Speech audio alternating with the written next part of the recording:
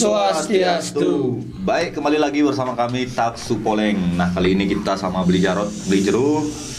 Terima kasih sebelumnya kepada teman-teman yang sudah mendukung channel kita dalam berkarya mengenai sesuatu tentang leluhur kita di Nusantara. Nah, di materi kita kali ini nih, Jeru, kita ingin membahas tentang pekarangan lagi nih, tentang rumah, mengenai makhluk astral, penyebab makhluk astral kenapa bisa ada di rumah, bisa masuk, bisa ada di tempat-tempat yang kadang kita nggak tahu gitu loh, yang efeknya nanti bisa berimbas ke kesehatan lah, ke psikologis rezeki kita, ke rezeki juga. Dan begitu juga bagaimana kita cara mengetahuinya. Meskipun kita tidak melihat, tapi kita bisa mengetahui ciri-cirinya, Beli Jeru. Oke. Jadi gini, bahwa penyebab lah makro astral bisa masuk ke rumah. Jadi mungkin kita waktu ini sudah bahas tentang pepasangan, Beli. Di saat pepasangan kita sudah sempat menyinggung bahwa pepasangan itu terkadang itu makro astral itu masuk karena kesalahan kita sendiri, bukan karena orang lain yang menaruhnya. Jadi makhluk astral itu bisa masuk rumah, bahkan mengganggu rumah itu karena kesalahan kita sendiri sebenarnya. Yang pertama, ya karena geografis tanah itu yang sangat mempengaruhi. Mungkin kita sudah sering bahas tentang karang panas, entah itu numbak jalan, numbak jalan atau tusuk sate dan lain sebagainya. Kali ini kita akan fokus membahas kesalahan-kesalahan yang kita lakukan, sehingga itu mengundang astral masuk ke dalam rumah. Kalau misalnya geografis tanah kan kita tidak bisa pungkiri karena istilahnya kita beli seperti itu. Kesalahan-kesalahan kita. Satu, kita sering membiarkan salah satu ruangan itu kosong dalam jangka waktu lama. Mati lampu. Mati lampu, apalagi itu posisinya keadaannya lembab. Banyak pohon-pohon yang lebat lah di atasnya. Jadi itu kalau kita mungkin kita punya rumah lebih dari satu, kemudian kita jarang menempati rumah itu, usahakan kalau malam lampunya hidup. Kemudian kalau soalnya kita pas ke sana siang buka jendela supaya sinar matahari masuk. Karena biasanya astral ada tingkatan yang memang takut dengan matahari. Tidak semua seperti itu. Itu yang pertama adalah hindari rumah kosong dalam jangka waktu lama. Dan juga hindari rumah dalam keadaan mati lampu. Kemudian yang kedua adalah hindari kita sering duduk di depan pintu. Di Balinya obag-obagan pintu, hindari duduk di sana. Karena itu diyakini itu akan membuat energi yang istilahnya ada suatu pertukaran energi dari rumah, ada kemudian energi luar ini akan crash istilahnya, kemudian memutasi menjadi yang tidak baik loh. Di sana ada nanti beli lontar, tutur, lebur gangse. Sebenarnya itu adalah membahas secara besar, garis besar lontar itu adalah membahas tentang tata krama lah. Tata cara. Nah, tidak boleh duduk di bantal, kemudian tidak boleh makan dengan berdiri. Selain itu juga di dalam lontar, tutur, lebur gangse juga membahas tentang patus. Jadi di Bali ada istilahnya koki masak. Orang punya hajatan lah. Kenapa zaman dulu lawar istilahnya masakan itu tidak basi 3 hari lawar tidak basi karena talenan itu diraja, kemudian belaka istilahnya pisaunya diraja, tempatnya itu diraja, kemudian kenapa lalat tidak masuk karena ada rajaan. Itulah yang dibahas juga di dalam tutur lebur gangse selain tentang ini tata krama seperti itu, biar tata cara beli katakan tadi.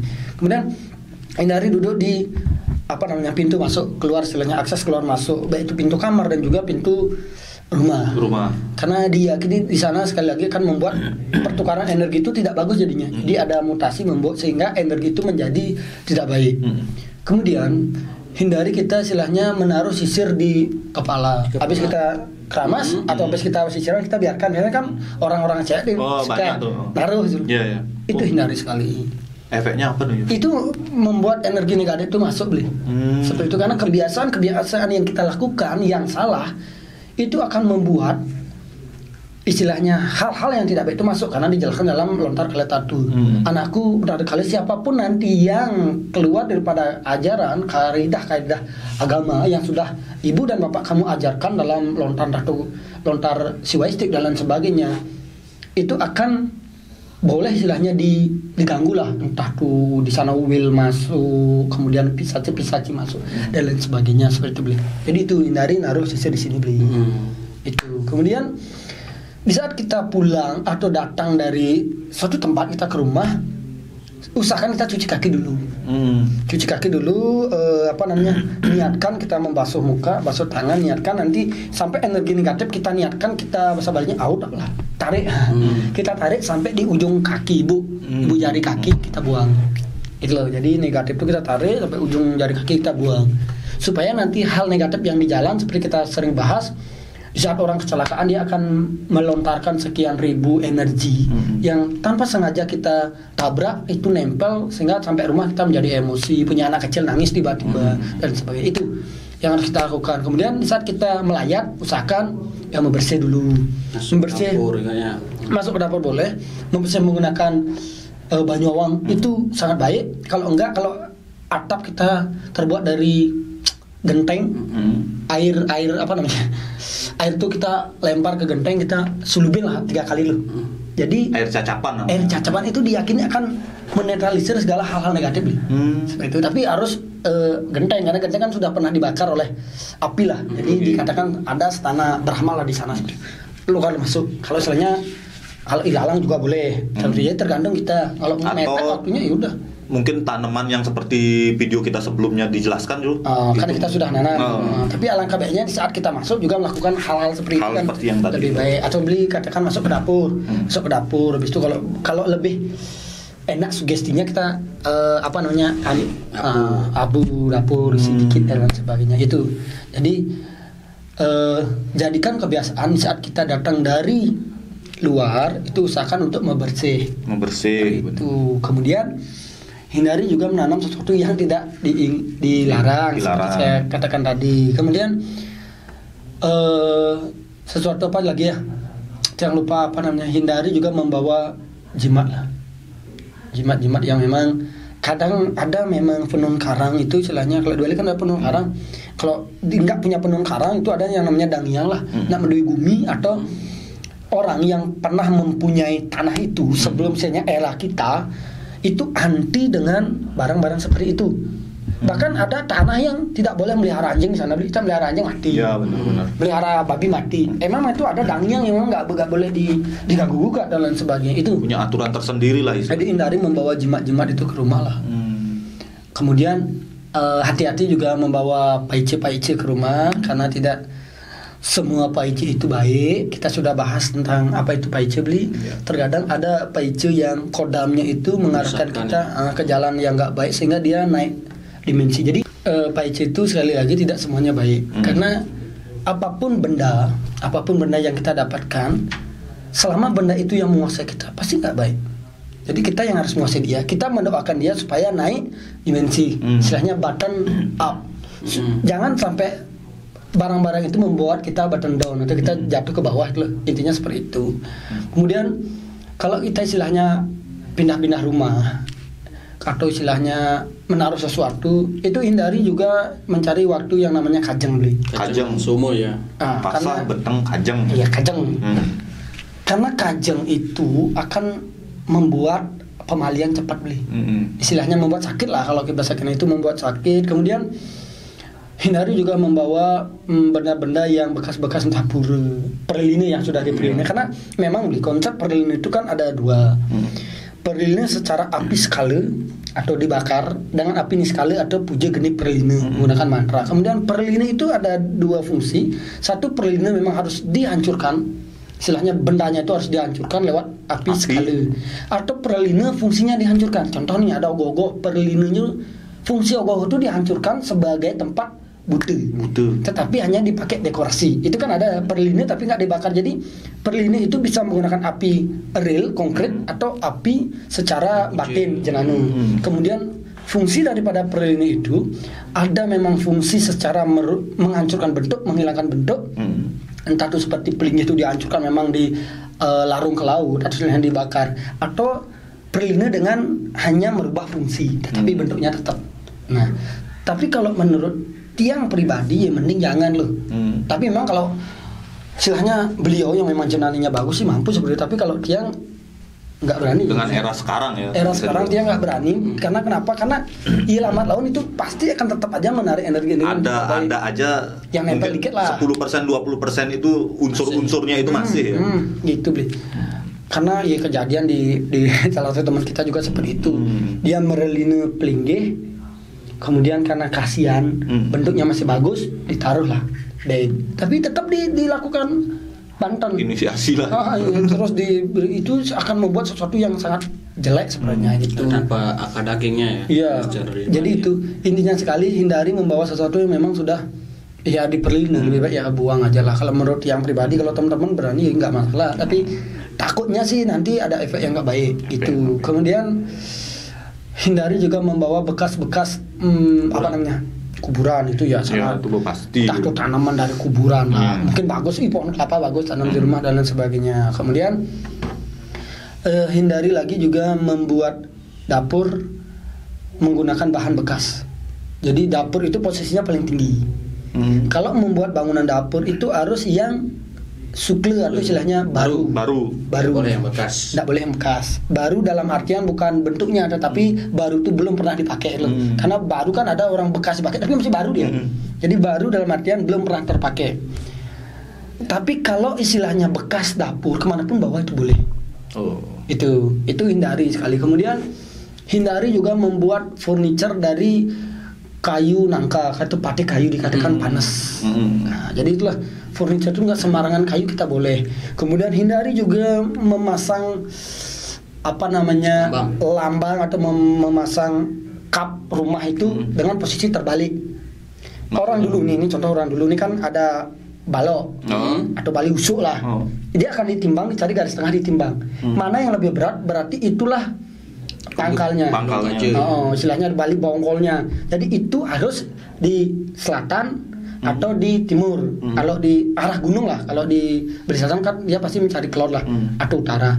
Arah gunung atau arah matahari itu yang ujungnya. Bongkolnya harus tetap di tebenan kalau di Bali. Seperti tata cara kita tidur. Seperti cara kita tidur, kepala tuh harus tetap di kaji atau kangin. Istilahnya gunung atau matahari. Kalau berdiri tetap ujung harus di atas. Jadi gitu, hindari istilahnya kebalik. Kemudian hindari menggunakan furniture yang satu bekas di kuburan, karena kita kan tidak beli. Kemudian bekas tersamar petir. Ya, betul. Itu hindari juga, dan juga bekas di pohon istilahnya nunggak semi yang sudah ditebang tetapi dia tumbuh lagi. Itu lagi dipakai, itu nggak boleh. Kemudian hindari juga yang istilahnya ngelangkahin margi, ngelangkahin sungai. Artinya ini pohon, ada jalan, dia tumbuh tapi ngelewat jalan. Ngerti beli? Ini pohon, ini tidak boleh dipakai. Kemudian ada sungai, dia lagi ngelewat, ini nggak boleh dipakai rumah. Biasanya kalau dipakai ciri-cirinya adalah malam itu bisa bunyi rumahnya, tek tek tek. Hampir persis seperti pasangan, cuma pasangan kan seperti bunyi pasir. Kan ini dia bunyi tek tek tek tek tek gitu. Kayak genre. Berarti ada salah satu kayu yang kita pakai bangunan itu terbalik, atau istilahnya bekas di kuburan, bekas sandal petir, bekas ditebang masih tumbuh gitu loh. Jadi itu sesuatu yang memang dilarang, itu kan membawa makhluk asal itu ke rumah. Itu. Kemudian kalau bisa setiap rumah itu ada yang namanya punya kayu double. Di pintu dikit aja sih, karena diyakini itu asal membuat energi negatif itu tidak bisa masuk.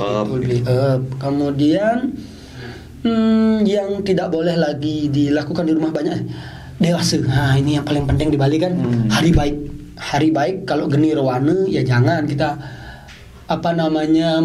naikin atap, karena diyakini itu panas dan juga bisa mengakibatkan kebakaran rumah gitu. Jadi ada sesuatu yang memang tidak boleh dilakukan, itu ya jangan. Kemudian nanam yang namanya dasar rumah. Contoh nih, rumah kita udah anggap ini kan sempit dulu, ruangan sempit. Kemudian kita mau jadikan satu los lah.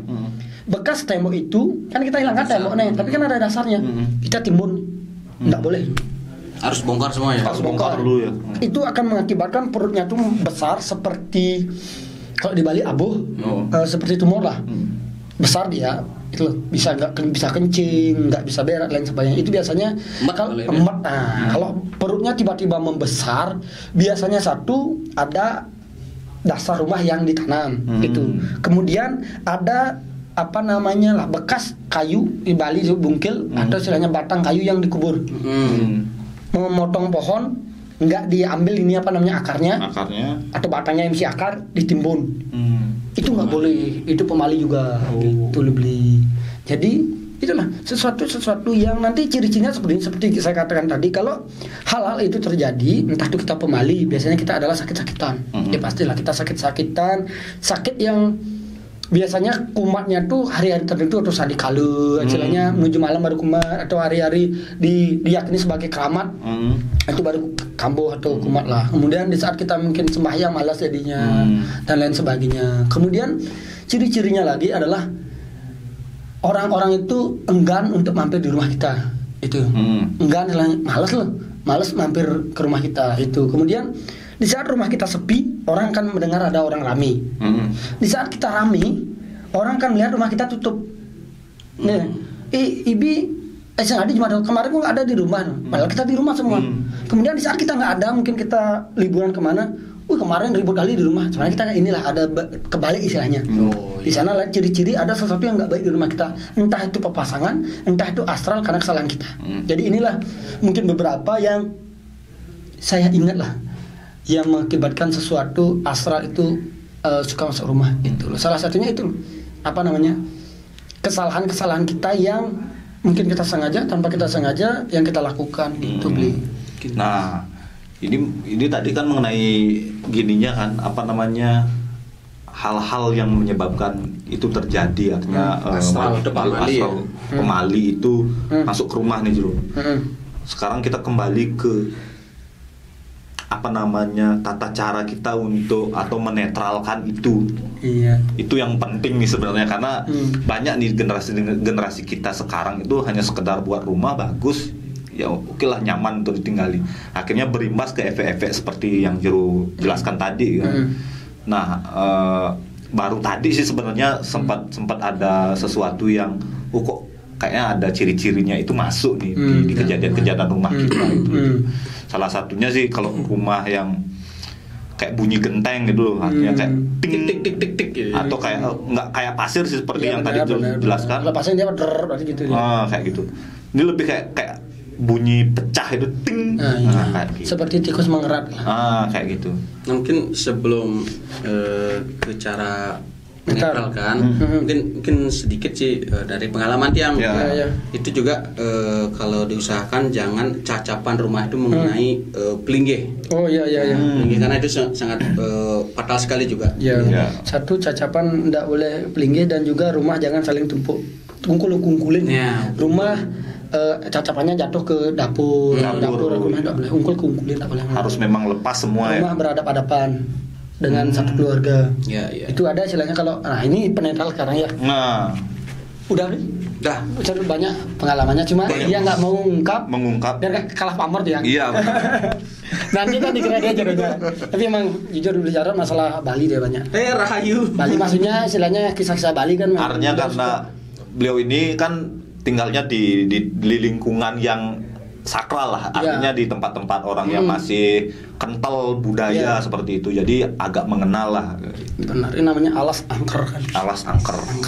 Jadi gini, cara menetralisir yang pertama tentang seandainya kita punya rumah, isi relief karang gajah di bawah, itu nggak boleh sebenarnya. Kemudian isi bumu, apalagi di pintu masuk rumah ada bumu, itu nggak boleh sama sekali. Biasanya kalau isi bumu itu pasti akan mengakibatkan meninggal. Entah itu sekolah isi bumi biasanya pasti ada loncat lah, mati muridnya setiap tahun itu. Artinya ada jatuh. Madi istilahnya. Di segitu. Jadi seanehnya nih rumah kita ada nih, rumah kita ada. Ada selain kita ngontrak, ini ada nih. Gimana nih? Kalau itu rumah kita, kalau bisa dihancurkan. Kalau bisa. Kalau seandainya enggak, itu ada menggunakan sajennya apa kita ketik di deskripsi ya? Boleh kalau untuk sesajen mungkin kita ketik di deskripsi ya, biar jelas. Biar enak yuk. Nanti kita ketik yang jelas, ada ritualnya, istilahnya kita ceritakan lah, kita mohon kepada Begawan Wiswakarma sebagai undagi, sebagai arsitek surga yang membuat Indra Prasta kalau nggak salah itu menyulap lautan menjadi kerajaan yang sangat megah. Itu dipotong nih. Jadi contoh nih kita punya karang gajah, potong dikit. tak ujungnya. Nanti ini akan dilarung kita ke laut. Sebagai simbol berarti gajah itu sudah meninggal loh. Arsitek itu udah nggak hidup. Karena kan pada saat pelapas dia hidup. Yang waktu kita pelapas setelah ngurip, yang menjadikan bangunan itu sah layak untuk dihuni adalah kan Begawan Wiswakarma lewat mantra daripada sang meraga Pinandita atau Pandita. Itu tergantung yang nguput kelas apa namanya, kelas banternya yakninya. Jadi kembali lagi yang berhak untuk membunuh itu adalah ini Begawan Wiswakarma lagi.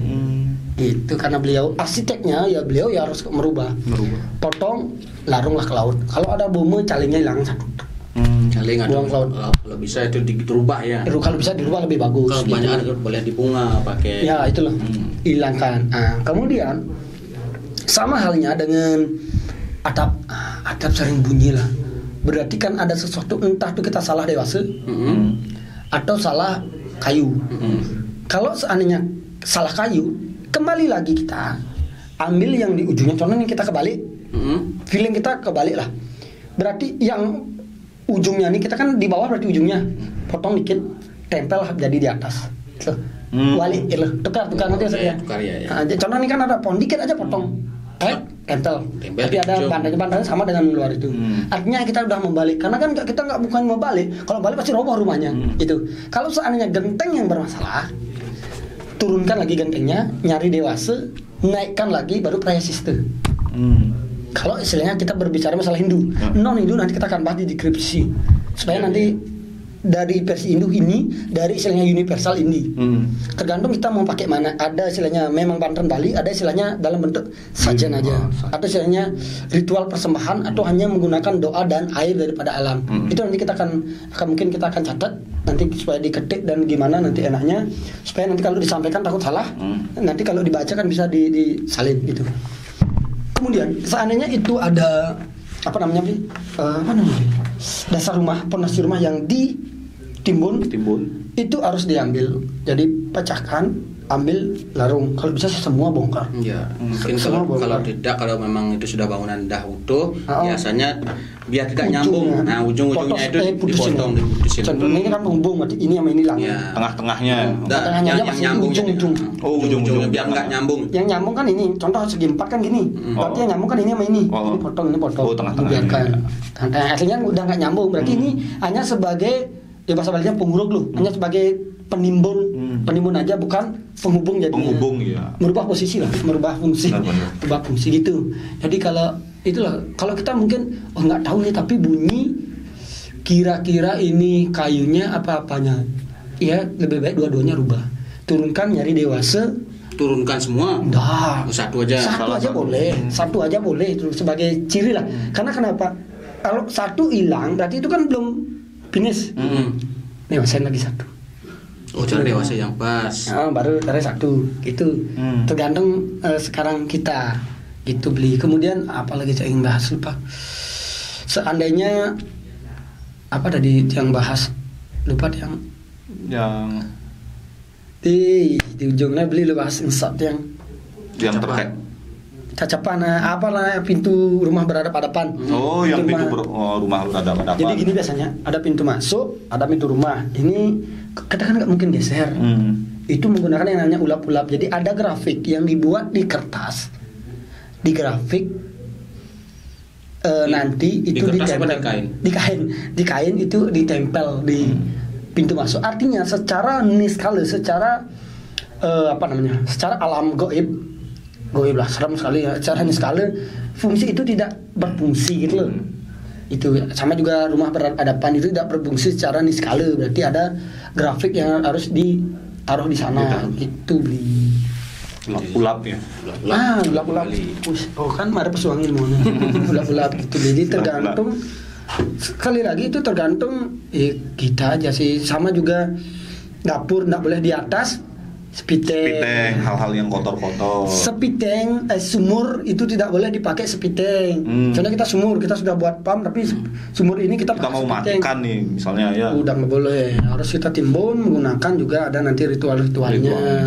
Salah satunya menggunakan biu pohon pisang, menggunakan juga sate dari kakul, ada tapis, ada injin, tumpeng juga, tumpeng hitam, karena itu Wisnu. untuk kita lebur gitu. Mungkin masalah sesajen atau ritualnya mungkin teman-teman bisa ditanyakan ke sang merugi Medo Jati. Jadi mungkin kita hanya nge-share beberapa beli. Nanti kalau alasannya mau ditanyakan lagi bagaimana menurut orang suci itu jalankan, mungkin Tiang akan membuat sedikit lah yang istilahnya saya pakai yang mohon maaf nih, mungkin bisa dikatakan yang paling bawah kita. Karena kan banyak orang-orang, apalagi sekarang kan zaman istilahnya ada wabah seperti ini, kemudian pekerjaan juga sulit dan juga dibarengi juga dibumbui dengan keadaan rumah yang nggak baik. Kalau disuruh nyari utang kan nggak mungkin. Jadi kita boleh pilih ini jadi sesuaikan dengan kekuatan kita gitu. Kalau punya uang lebih, alangkah baiknya buat yang lebih gede supaya istilahnya kita bisa memajukan perekonomian yang ada di Bali kan, dagang Banten payu, dagang busung payu dan lain sebagainya, banyak lah perekonomian terputar gitu. Mungkin kalau di Bali kan ada upacaranya Niste Made dan Utamu, mungkin itu dibagi 3 juga beli. Tergantung juga teman-teman mau ngambil yang mana. Mungkin lebih kalau seperti yang tadi katakan, mungkin kalau memang lebih jelasnya lagi kan masih banyak sumber-sumber yang mengupas itu beli juga yang bisa ditanyakan lagi. Nah, gitu. Nanti kita bikin catat berarti ada hutang itu catat tentang cara menetal lah. Mungkin itu yang akan dicatat dengan ritualnya ya mungkin kalau ulap-ulapnya mungkin memungkinkan buat nanti biar ditayangkan loh seperti ini loh, tapi tetap ulap-ulap itu harus dipasupati lah. Pasupati kalau teman-teman mungkin punya keluarga juru mangku, istilahnya orang suci itu loh, atau selain juga yang agama Hindu yang dianggap suci, atau istilahnya tokoh-tokoh tertua itu boleh dibenarkan dalam sastra. Jadi tidak hanya orang suci tapi orang yang kita tuakan itu dibolehkan. Mungkin teman-teman itu membuat, habis itu minta beliau untuk menginisiasi, mempasupati supaya itu hidup sesuai dengan apa yang kita peruntukkan nantinya gitu. Ya. Kan itu. Nah, mungkin itu teman-teman dari beberapa ya Beli Jero jelaskan mengenai pengundang melalui astral bisa masuk ke rumah, juga bisa lewat kesalahan kita karena itu dari pembangunan, dari tata letak bawaan kita dari luar ke rumah, itu juga masalah dewasa, hari dan cara kita membuat rumah, bahan-bahannya, dari bahan juga itu mulai dari kesalahan kita. Nah, mungkin tadi Beli Jero sudah sedikit memberikan gambaran bagaimana cara menetralkan. Mungkin teman-teman itu jangan takut karena semua itu bisa netralkan dengan sesuai dengan kepercayaan dan adat tradisi kita di Bali. Cuma jangan memilih menetralkan, alangkah baiknya kita menghilangkan. Karena jujur nih dari pengalaman baru Jero jelaskan nih kan, secara testimoni kita nih banyak mengalami kejadian seperti itu. Hanya berimbas di belakang akhirnya. Nah, setelah keadaan kita sudah down, kita suruh mindah malah mikir jadinya nih kayak gimana gitu. Beseng lapis, keadaan udah jelek gitu. Alangkah baiknya dari awal kita tahu loh.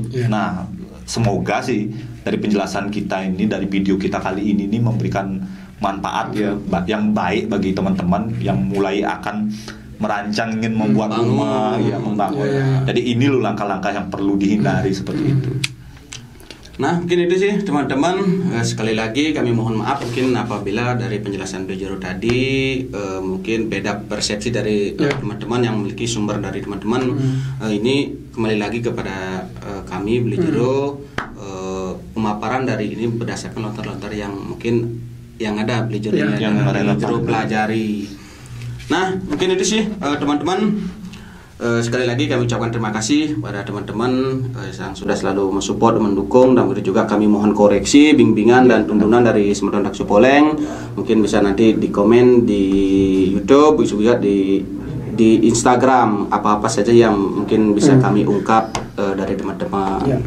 Nah, mungkin ingat like, share, dan subscribe channel kami Daksu Poleng agar kami terus bisa berkarya. Akhir kata kita tutup dengan Parang Santi. Om Santi Santi Santi Om.